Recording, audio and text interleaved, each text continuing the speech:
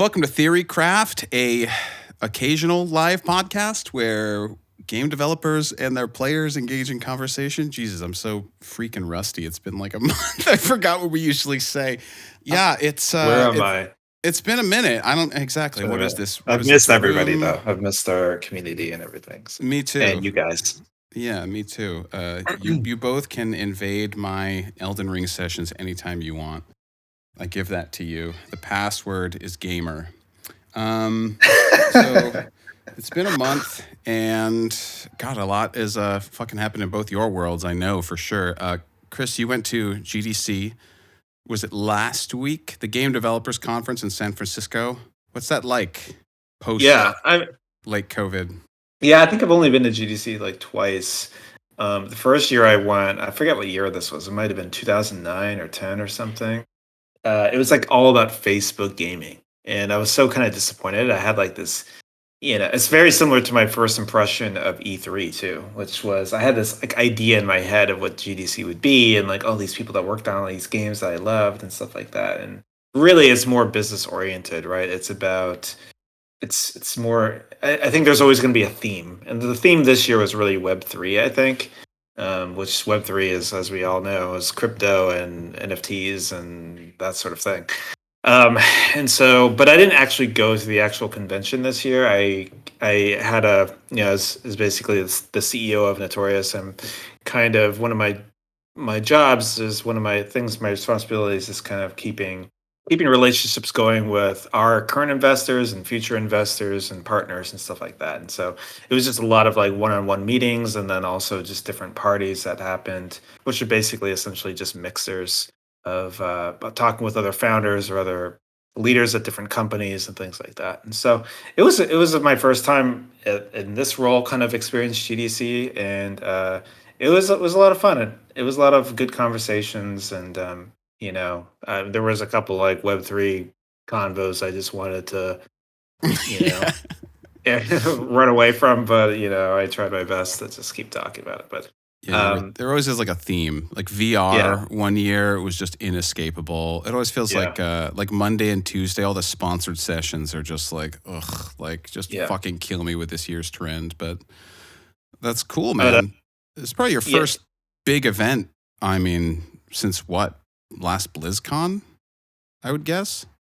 yeah. I mean, this is the first time I've ever done any. I haven't gone to any concerts. I haven't gone to any like large gatherings at all. And this is GDC was kind of my first one, other than like little small team events that we had. But at maximum, it's like 12 people or so. Yeah, and so I was really going into it, going, yeah, I'm gonna get COVID for sure. Like I haven't gotten COVID yet, and so I was like, yep, I'm 100% gonna get it.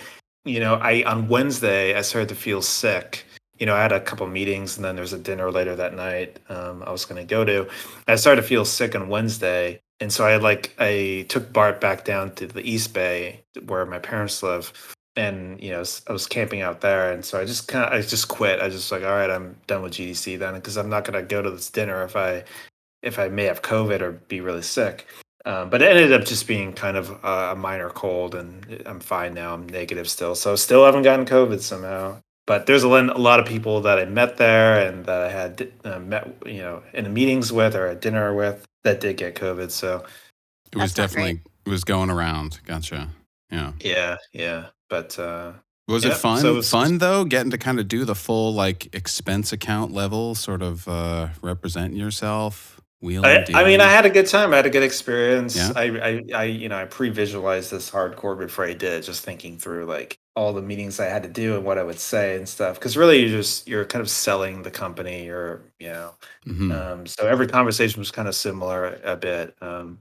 Again, I'm an introvert more than I am an extrovert, and so it was very kind of draining. I just felt like I couldn't do the stay out till 2 a.m. sort of thing. I had to like, Oh yeah. I was dead at the end of the night. I was just, you know. It's So a I could, horrible idea I can, generally. I You can gotta pace definitely yourself. tell.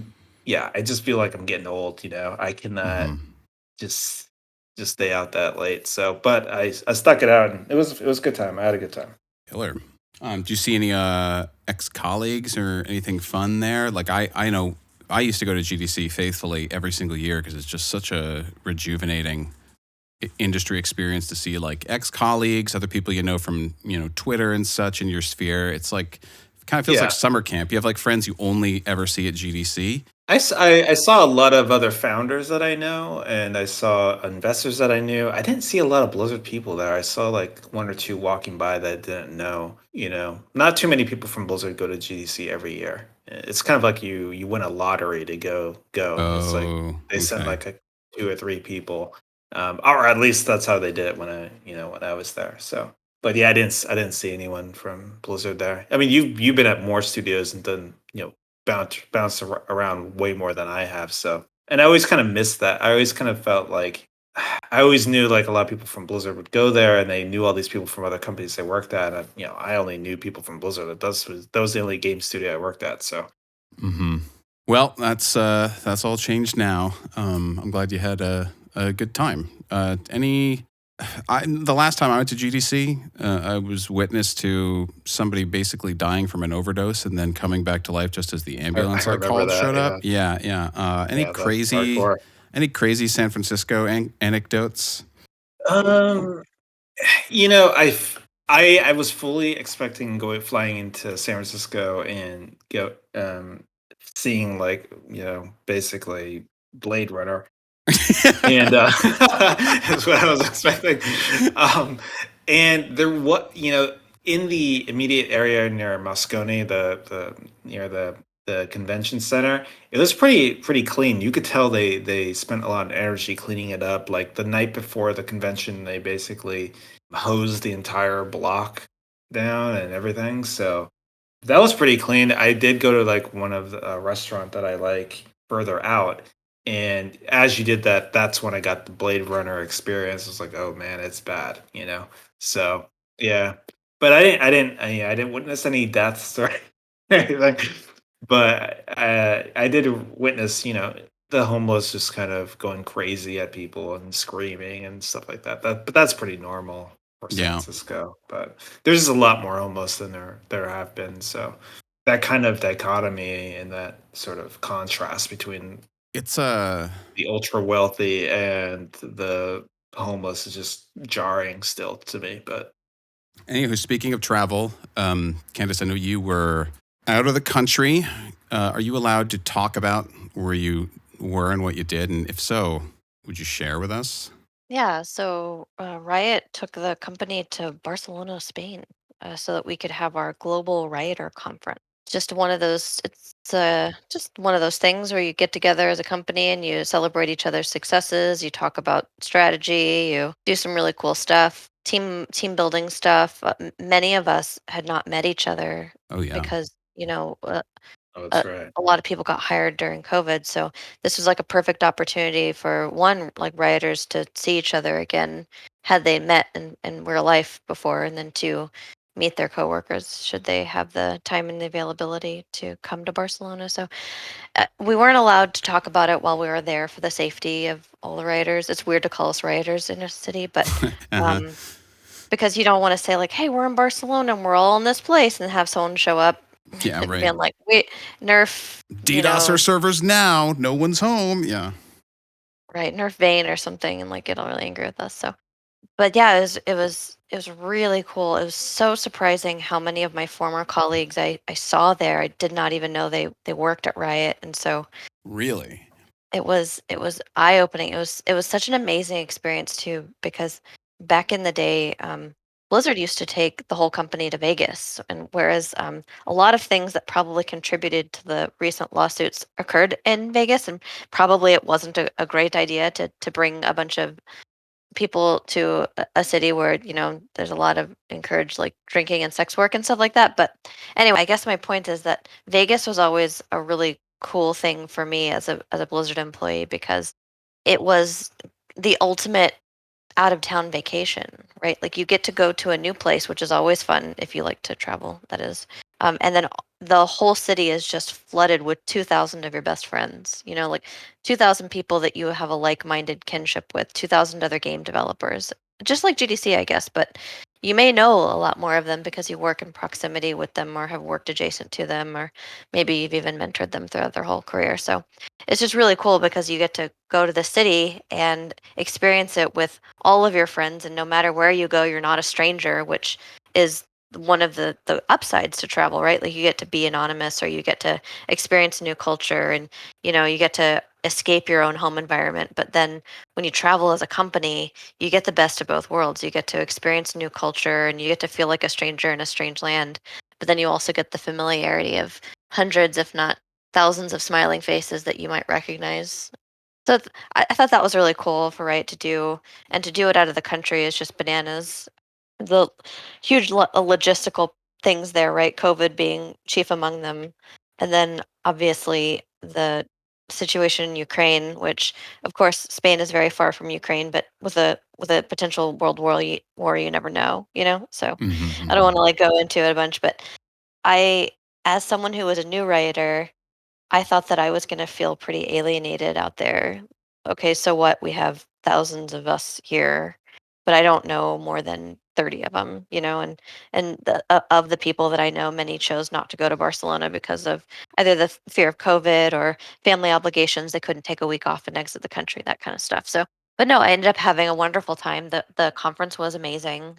Meeting my team again was good. A bunch of us left after Spain and went to Italy. So yeah, it was really cool.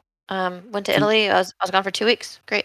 Can you say what the itinerary at something like that is like? Like when you say the conference, were there a lot of scheduled kind of like all hands? I know Blizzard does these. I fucking forget what they're called, but it's like every 6 months or whatever. Sure. Battle Sure. plan. Battle Design stuff. plans. Mm-hmm.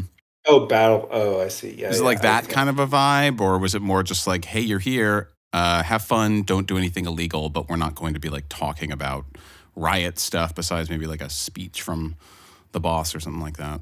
I'm not sure how much I can go into detail. I can tell Okay. you that it was like there was a convention center-ish area that we convened in, and that there were 4 days of events scheduled, like 4 full Oh, days. cool. So Okay.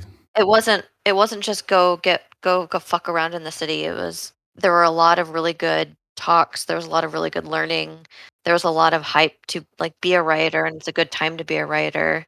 And Mm-hmm. should you want to apply for Riot, you know who to call, because Yeah. your girl likes the referral bonuses. But uh, Your girl being you in this case, right? Just so it's we're me. Your okay. girl's Okay. me. Just so we're clear. It's a nice flex when you work at a place that can fucking send you abroad and show you a good time like that. I'm glad you enjoyed it. What was the best thing you ate? Because you went to Italy too. I mean, there must have been something that stuck out. We went to we collected many Michelin stars. I think I got 6 that trip. Oh my god. The best was a 2 Michelin star lunch place called, oh god, it was Elisabetta something. It was in Florence. And it was incredible. It was supposed to be a 5-course tasting menu, and after we got course 3, I was like, legit, can we shift this to the 7 courses, because this is so amazing. What the fuck, um, man? That's so great. That's and a then the rare thing. second best meal was just to go into Cinque Terre.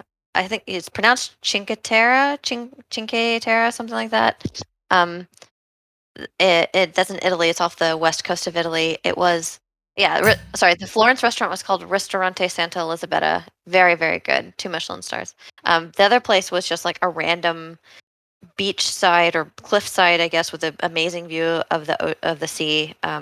Just like diner, or not diner, like a cafe, I guess, in Cinque Terre, and they had just the most like fresh buffalo mozzarella, incredible 5 different cuts of prosciutto, and then this canary melon, like prosciutto and melon. It was all just the sweetest melon. It was the most flavorful cheese. It's so simple but so delicious. And that rivaled the other 3 Michelin star restaurants I had while I was down there. So I can't believe you were able to rate Michelin starred restaurants against other Michelin starred restaurants from within the same trip. You fucking really. it was pricey, I'll tell you that. Uh It's huh. not No, but cheap. great itinerary, and you really set it up. That's excellent. Please post some food pics if you have them. I chose Yes. I chose not to pull my phone out. I didn't want to feel like a tourist, but Oh my people at my god. table did. There are some Okay. pictures. Okay. Anyway, Yeah. I need macro mozzarella shots like in my life. I need to I need to live some of this. That's fucking great. I think I prefer your trip to Chris's. I'm going to do that one. I have not gone anywhere. Unless you want to count the lands between, which this being Theorycraft, we Yes. certainly do. And I have spent a lot of time there since our last episode when I was but a wee babe in the universe of From Software. Guess Let's yourself a talk maiden. about. Let's talk about. Yeah, I was fully fucking maidenless last time. Candace, do you want to kind of helm this? You express some interest here in asking the questions. yeah. So shifting gears to Elden Ring, I guess the Yes. first thing I wanted to say was I kind of wanted to, I guess, apologize for our last episode. It wasn't our intention to say that the game was bad. From what I recall, we talked to. I mean, of course, we were salty about how hard it was, but what I think the message that I was trying to convey in the last episode was that the game hyper serves a very niche audience, and I thought that that was a good thing. I wasn't trying to imply that because it's not a broadly appealing, like massive game, it's a bad game. I think it's quite the opposite. I think it's bold, given that it won't be a $1 billion franchise whenever you make a game like that. Given that like AAA is this like almost like puppy mill of of this kind of games at this point. But I uh, I think that the game, and I think that it's pretty much universal among the three of us. The game is a triumph. There's no question about it. The from from software games are all incredible in their own way. And so kind of what I wanted to talk about was what we did like about the game this time, because it was perceived that we didn't like the game. I will say that it was very hard for me to get an affection for it because I don't like incredibly hard games. And so until I can get past that difficulty curve, it's just like, fuck, why am I doing this? I know I need to experience this because I'm a game developer and because I guess, what did YouTube say? I call myself a game designer. And it's okay that the game isn't my cup of tea, and it can still be a very good game, even if I struggle to attach myself to it. But I will thankfully say that I got to the point where, like when you hold a dog down for too long and then they submit to you, I started enjoying It's the the Elden Elden Ring. Ring. This is the Elden Ring onboard process. Is just like And going into so, submission. Learned the first helplessness. thing, yeah, not quite learned helplessness because I didn't like just lay down on the floor, but um, yeah, the first thing I wanted to commend it on is just how elegant, and this is like all of the From Software games are this way, but Elden Ring, on the second thing I talk about, you'll understand why it matters. But when I say that when a game designer calls something elegant, it usually means that you get a lot from very little. Like it's a very simple design that doesn't have a lot of complexity, but you get a lot of depth and you get a lot of like emotional gameplay from it. And the From Software and Elden Ring in particular gets that in spades. Right? I started listing out all the systems that exist in the game, and if you were to compare this with something like a Final Fantasy game these days, or if you were to compare this to even another open world game, Horizon Forbidden Horizon. West, or even Sekiro, which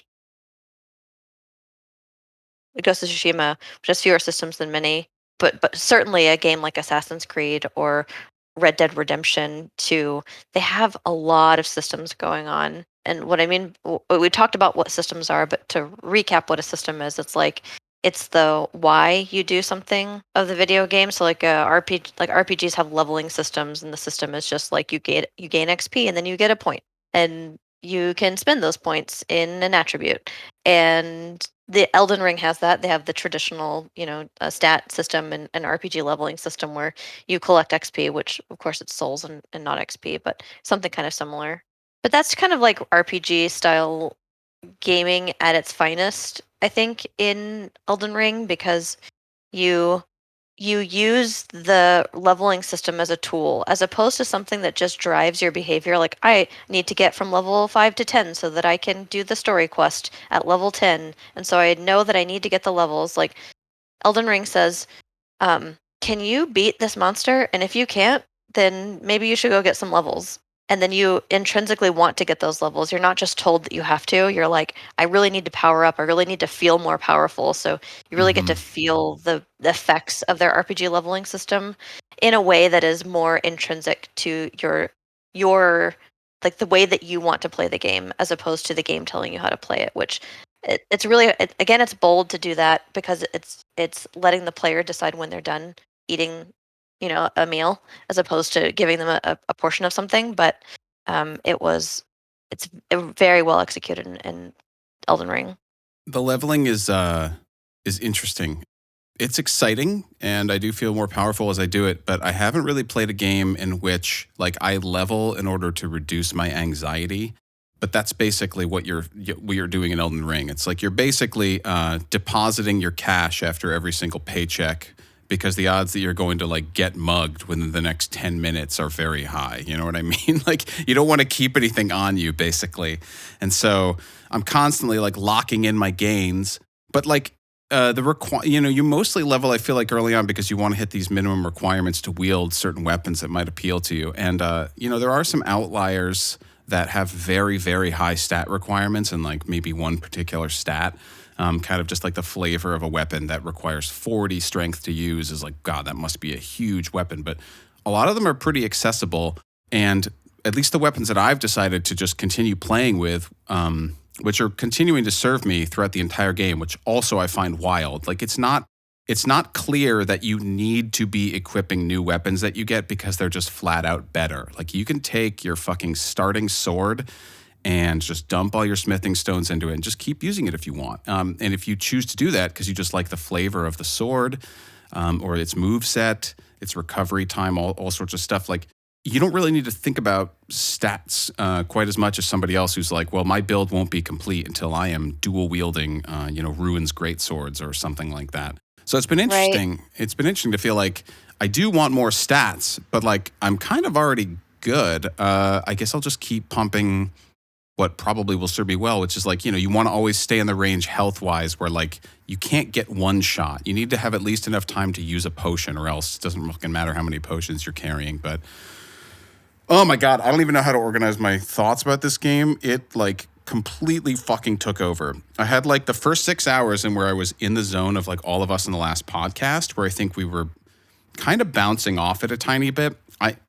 Just to go back to like your explaining our last podcast, I didn't feel like it came off as a bunch of us bashing Elden Ring. I thought it was a critical look at like what they tried to do with what was new to From Software games, which was like the open world aspect and the accessibility aspects. And it was also a very fresh take.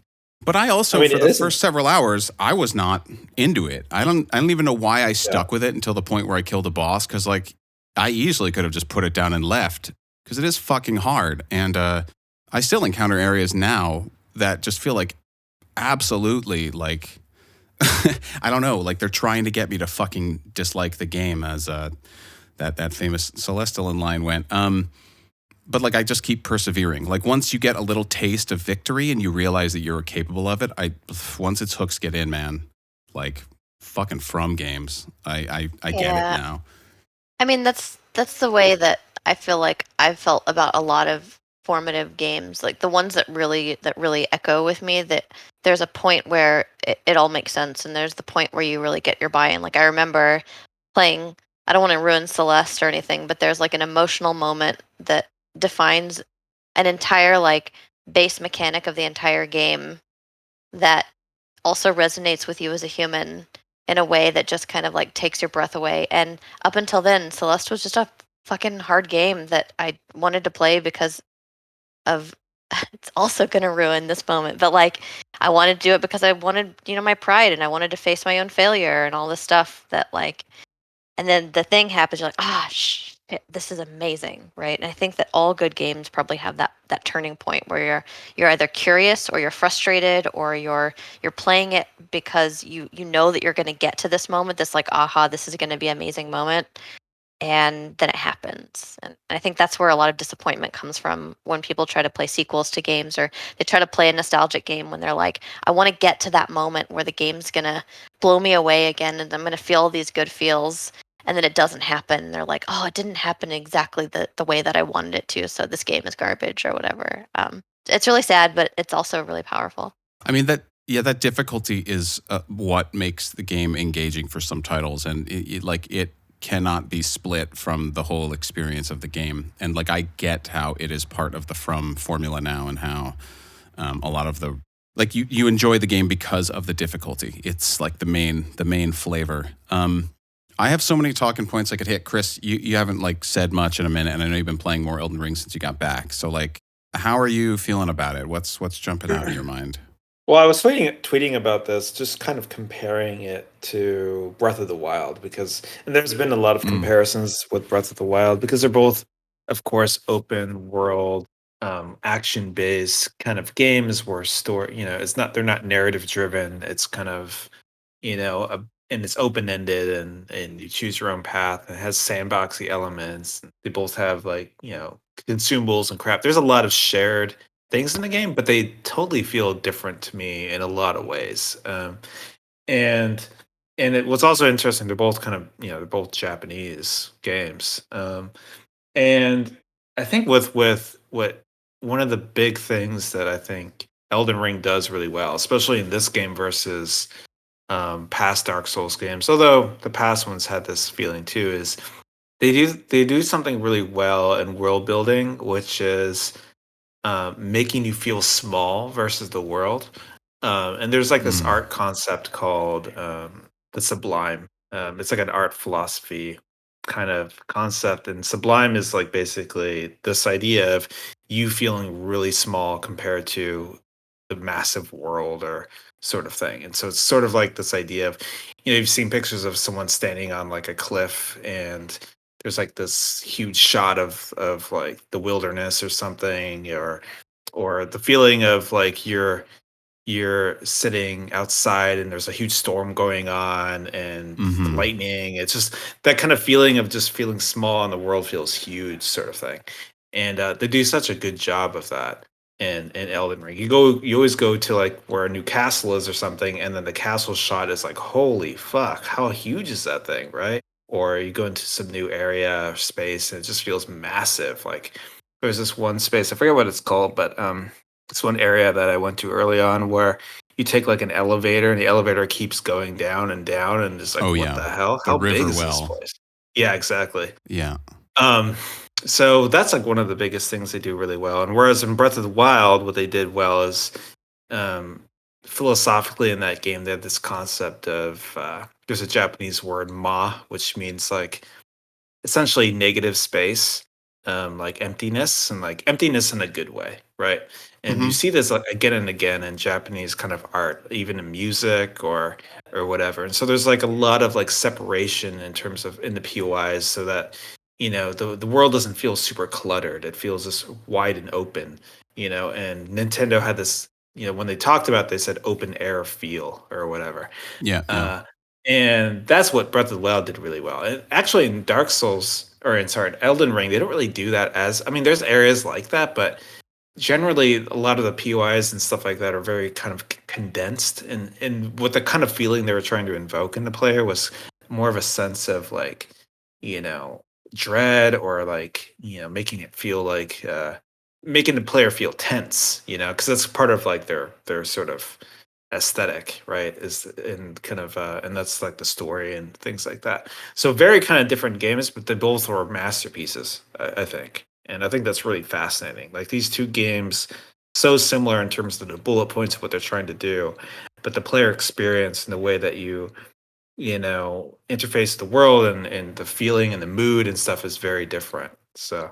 Interesting you talk about that, those two games side by side, because the main commonality that I'm picking out from those games, from my mind, is the kind of the player is driven by their own agency, which is not always the case in open world games. And yeah, like Elden Ring has that plus mystery in spades, right? Like Breath of the Wild was a little bit more guided, where it would tell you like kill Ganon, right? Or it would tell you go to these four places, and if you went to those places, you could get another objective to go somewhere. But Elden Ring is just like no, just like do like go where you want to go, and when you fight someone that's too hard, maybe you should gear up so you can fight that other hard person. And they do very subtle things to nod you in some directions, like the graces will have like a the trail of which way you should go is kind of like a suggestion, but really there's no main linear storyline that they're trying to sell to you. They're not telling you to go from point A from point B to point C. They're just like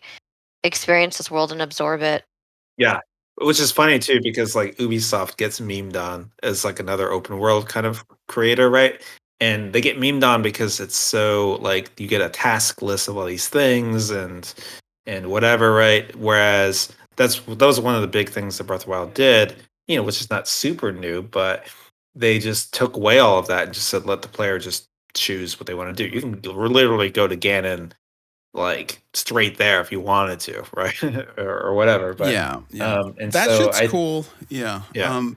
I just feel like I also appreciate all of the player agency, the freedom that is here. I think it's possible to like finish the game with really only obtaining like 1 or 2 runes. Like you don't have to go and beat all of the main bosses that exist out there. But like I don't know. For my taste, the quest content, I do wish it were like a little more towards the Ubisoft camp in terms of like 1 or 2 things being signposted. Like I like that there's a lot of mystery, but there is so much shit in this game that is just completely missable and so disconnected that like they added NPC map markers in a recent patch, which I think helped a bunch. But there are so many quests where like you started by talking to a person and you have no indication of whether you're ever going to run into them again. And to finish the quest, which might be 6 steps, you need to re-encounter them at like, 6 different churches or something like that. And like, you may just never run into this person again. Or, hold on, my cat is chewing on an Ethernet adapter. What the fuck? That's what happens when you neglect your kids. But like, there have been so many things that it's like, I want to see how this plays out. And I've just had to go and look it up because it's like, I'm not going to do the triangulation detective work like myself with a notepad here over the next week. I kind of expect to see the stuff that's in there. And if you kick me off a breadcrumb, I kind of want to have some inclination of where to go next. And it's inconsistent because there are some quests that literally put a fat red map marker on your map. And they're like, go here and you'll be able to fight this person. So like sometimes it will do that for you. And then other times it'll just completely leave things open. And the world is so fucking big that it is like, you may start dozens of quests and like never be able to see them to fulfillment. And I don't know that they reasonably expected people to without going online. And like, I don't want to go online to have to do anything with this game. So I wish like a little more were in it.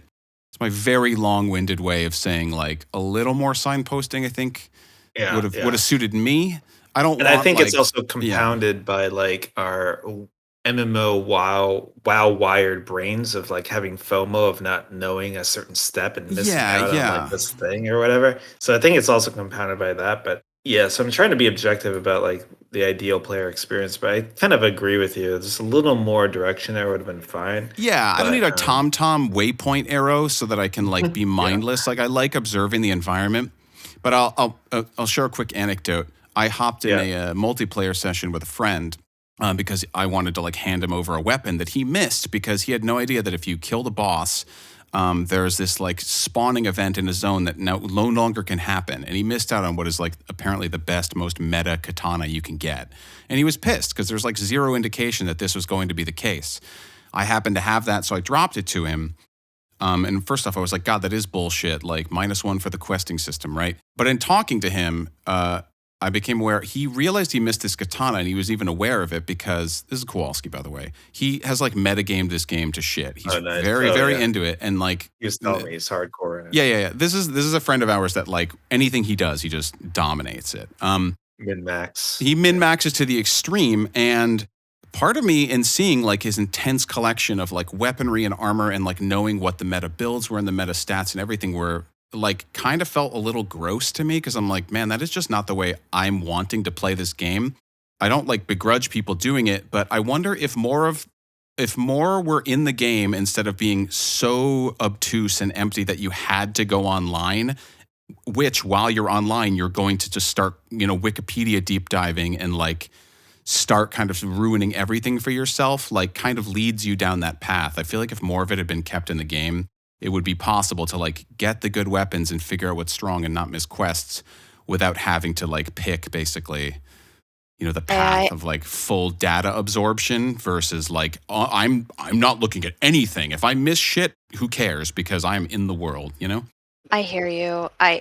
To some extent though, like you're saying these things, and I'm just kind of like drooling at the mouth at it, because what you're saying is like 100% a really good problem to have in a video game, where you love the game so much that you're afraid you're going to be missing out on pieces of it. And I know there's more to it than what you said, but what I'm hearing is like you kind of have that FOMO, right? Like, what if I don't get the good weapon, or what if I don't get this side quest and it's important, or something like that? And it makes me think, like, man, when's the last time I feared missing a side quest in WoW or Yeah. Horizon Forbidden West, or so even that is kind of an indication of the kind of triumph that this game is.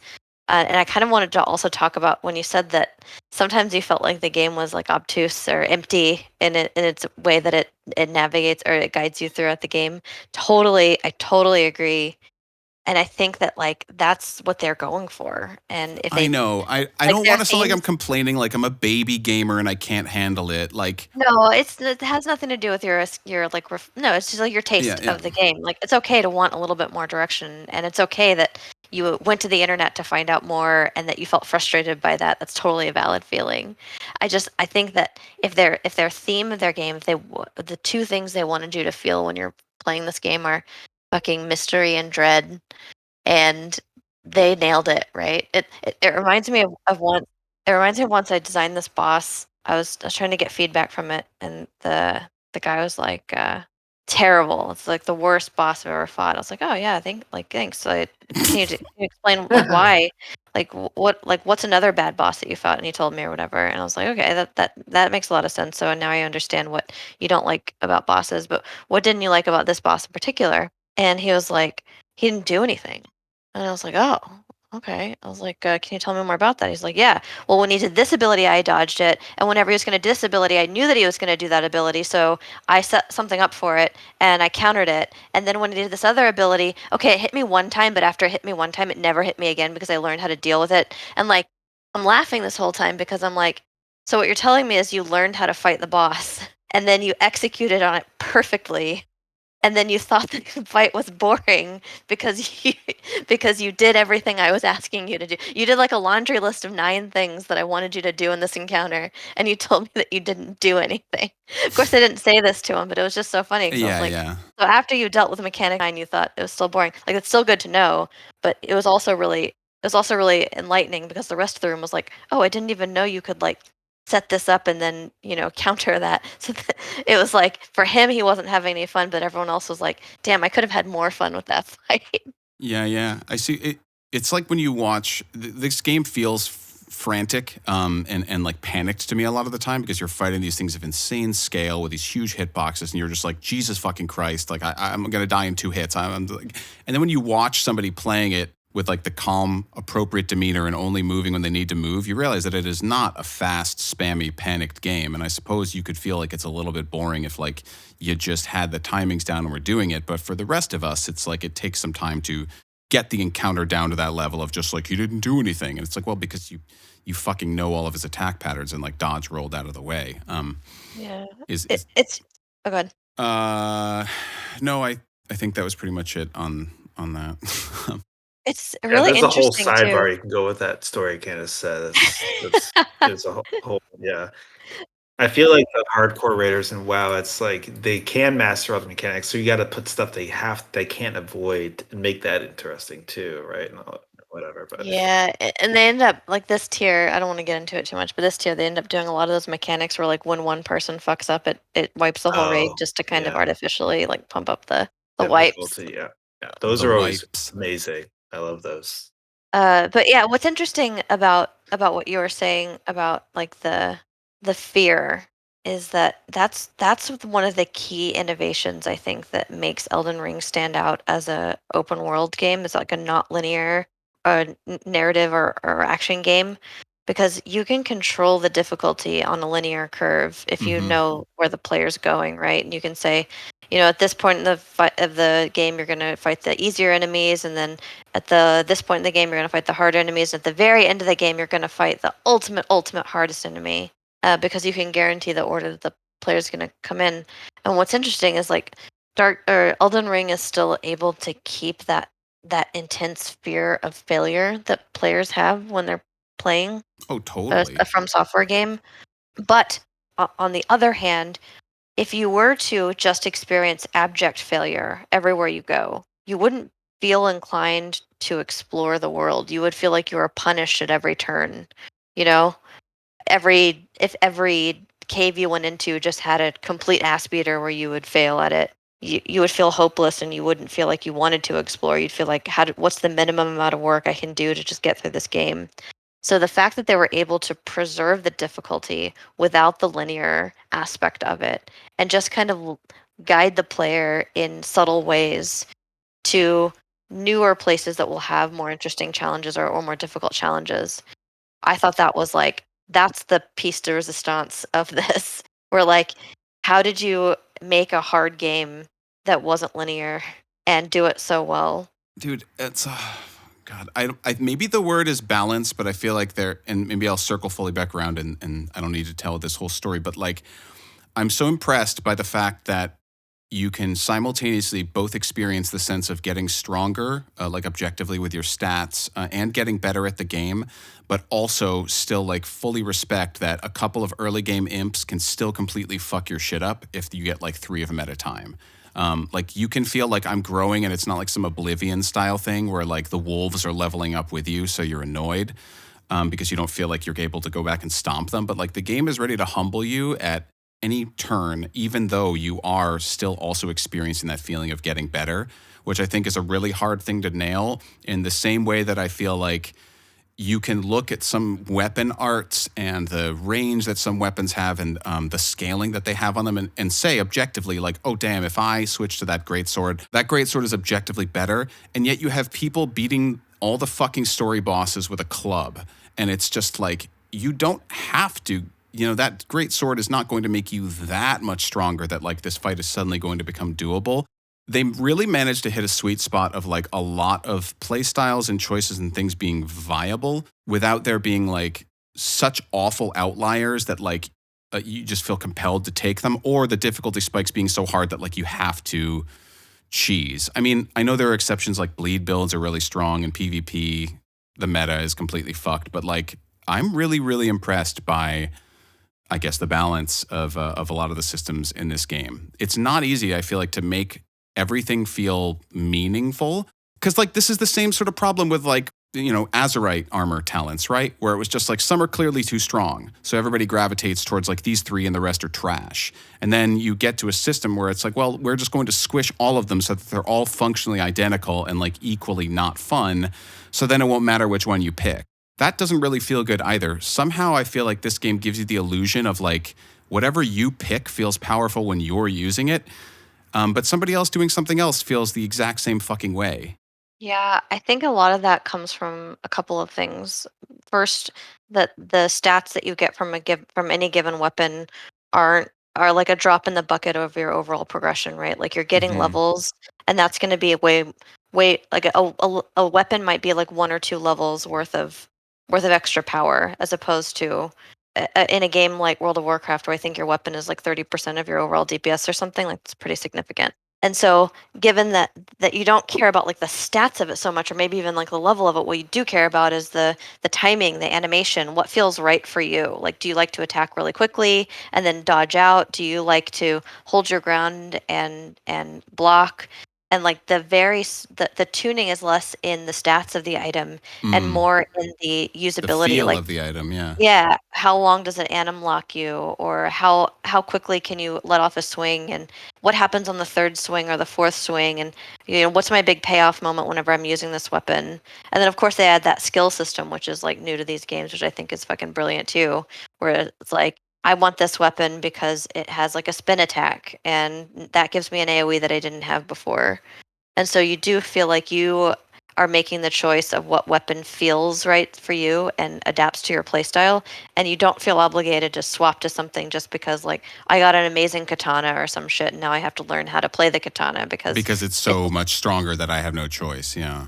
right. So what you have more attachment to it because you have made the choice yourself, and the game has not made that choice for you. Oh God, it's so fucking good.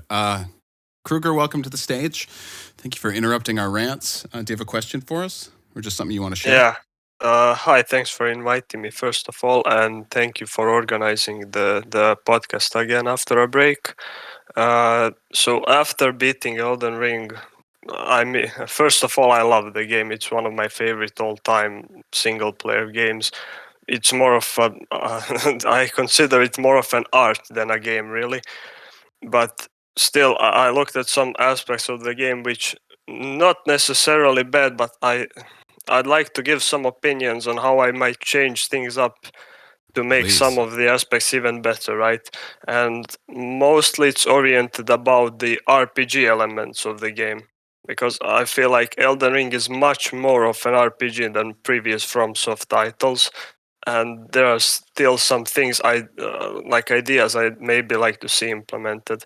So first of all, one thing which Luca mentioned before, that when you have a lot of souls on yourself and you just want to like level up so that you don't lose them to some random mob along the way, there's actually a mechanism in Sekiro which they implemented where you can, from merchants, you can buy these coin bags or coin purses which are like basically storage for your coins so that when you die you don't lose them. They're in your inventory and you can sell them later, right?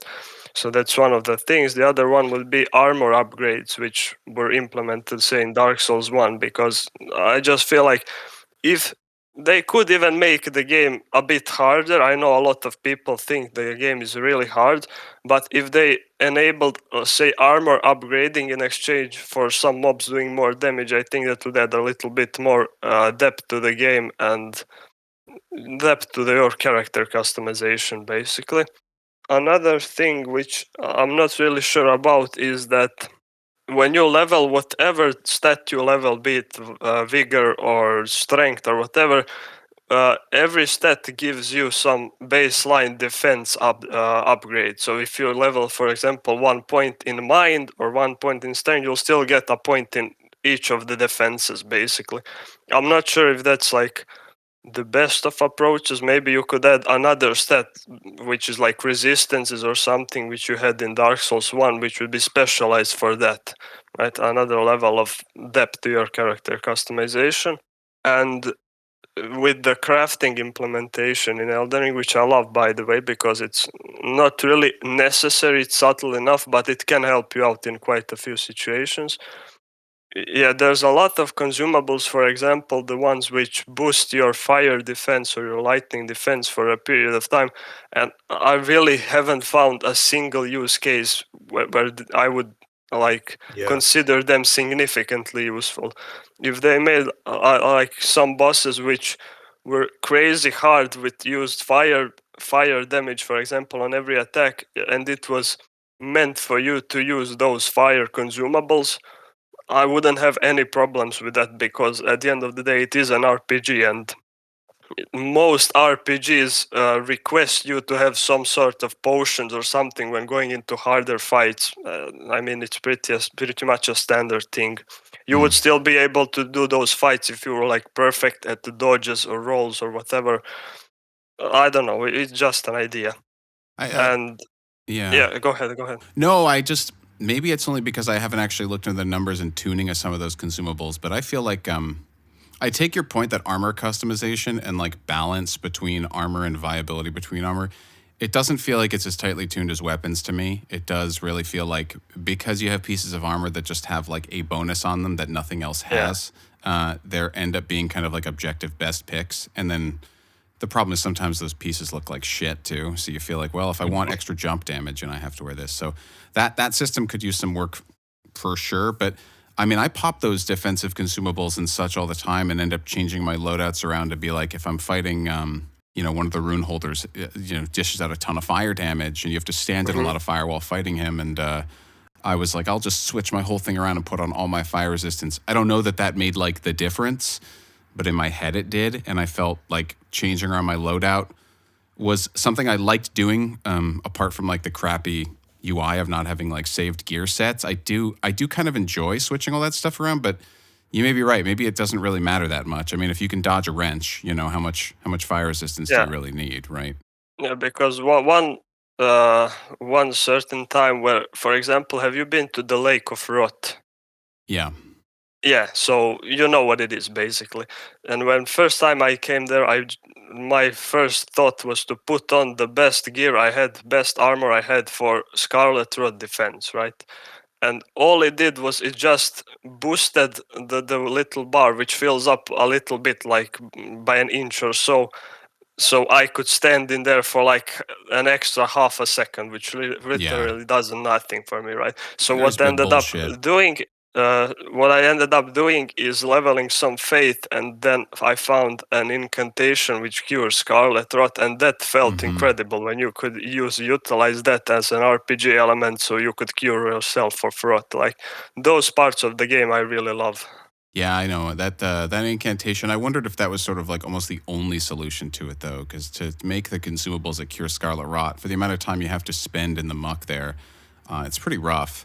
I similarly felt like I couldn't gear set my way out of that area in a way that felt really satisfying. And there's even a talisman in that area that really boosts your immunity up quite a bit. But you're right in that it doesn't make like a gigantic difference. Like you're still going to deal with the pain of it. You can't kind of outsmart it with gear. So I kind of take your point there. Yeah, so that's basically all I had to say. Maybe even the return of Covenants from Dark Souls 1 would have been great in this game, because the game's lore is all about different factions and so on. And maybe the Covenants would have been a good idea, but yeah, that's pretty much all of it. Just a ton of different RPG ideas, which I think could have been implemented in the game. Thanks for sharing that. Yeah, I agree with most of those comments, I think, too. Yeah, thanks for listening. Yeah. It makes me think of something. Someone had tweeted at me before I'd played I still haven't beaten the final boss, but one of the things that really struck me was that they asked me like to make it extremely like reductive, and paraphrase what this person had said. Please don't assume that like this is exactly what they said, but it was basically like, I didn't enjoy the last boss of the game because I farmed too much and I made it too easy for myself. Mm-hmm. And that's really interesting because on one hand, of course, you want the final boss of the game to be hard. You want it to be the payoff for all the progression that you've done in your RPG, you know? But on the other hand, you want to give the player the flexibility to, explore the world endlessly, right? You don't want to say like, okay, once you beat the last, or once you're level 50 or something like that, then the boss is going to be level 55, and that's when you get to do the bosses, when you've like gotten to the absolute max that the game is going to give you or whatever. Yeah. So it's really And then interesting. I couldn't figure out a good way to reconcile that because it feels like a curse problem. like how, yeah, exactly. Because it's like, do you balance the boss around assuming they have all those things? Because if you do that, then now you're required to do those things, and now it's not really open ended, right? Yeah, there's a lot of talk about that. Breath of the Wild has the same problem, by the way. I spent some time on the subreddit, and many people will complain like it feels like X or Y fight is tuned because the game has summons, and so it basically requires you to throw up some meat shields. But in every single thread you find complaining about a boss I've seen so far, you will find people that said it was like a fucking cakewalk. You'll find other people that over-leveled it.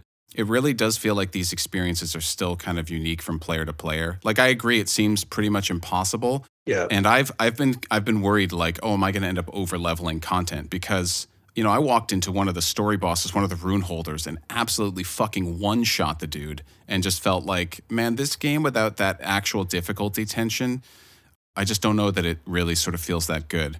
But I do find that there are still encounters in there that, like I said, will completely fucking humble you, because all they need to do is something like, oh, these monsters are actually like immune to bleed, or you can't summon in here, or you can't ride your horse in here, and they change one little thing up, and then suddenly you just feel like a fucking child again, and you like don't know what to do. And it's like, yeah, Court Luca. He in his playthrough, he's not using any of the summons on bosses or summoning in other people or whatever. Yeah, so he's just trying to yes, Iron Man it or whatever. Full man mode. I get it.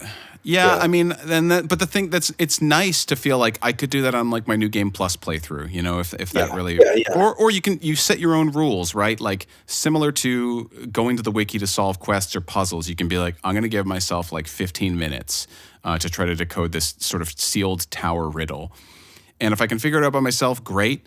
If I still can't because there are no environmental clues, I'll just move on with my life. I'll use summons or I won't. Maybe I'll give it 5 attempts. And then I'll switch in. And like, I like that they let you do that. There's been a lot said on this game really nailing the choose your own difficulty level. And I think that's a pretty insightful take.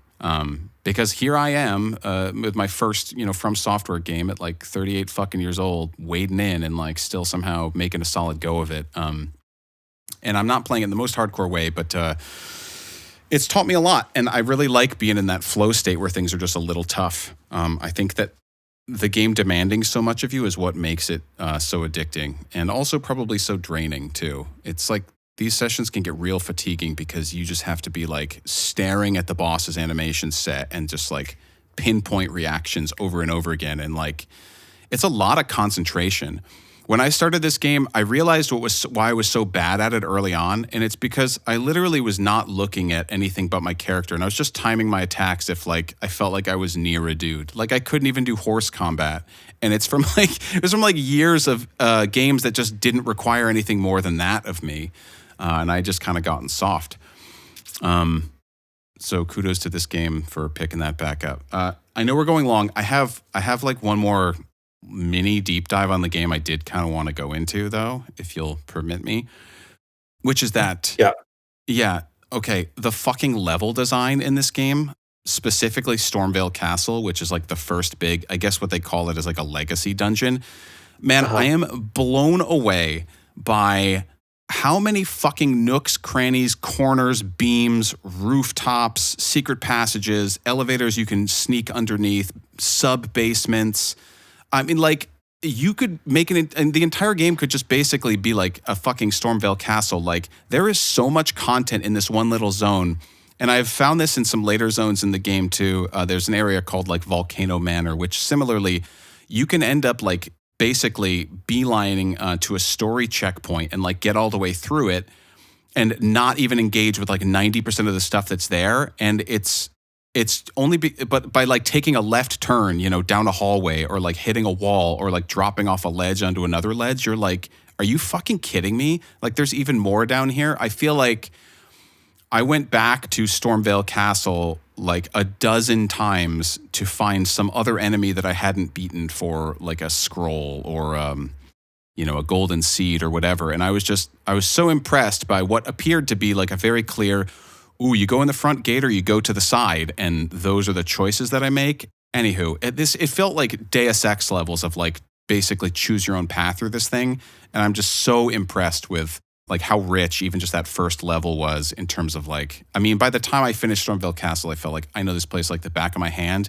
and it feels like a full city almost. They really do a good job with the dungeon design, like enough that I wish we could, we had our upcoming guest on here to sort of gush about that. I wonder what he would think about it, because they are really good.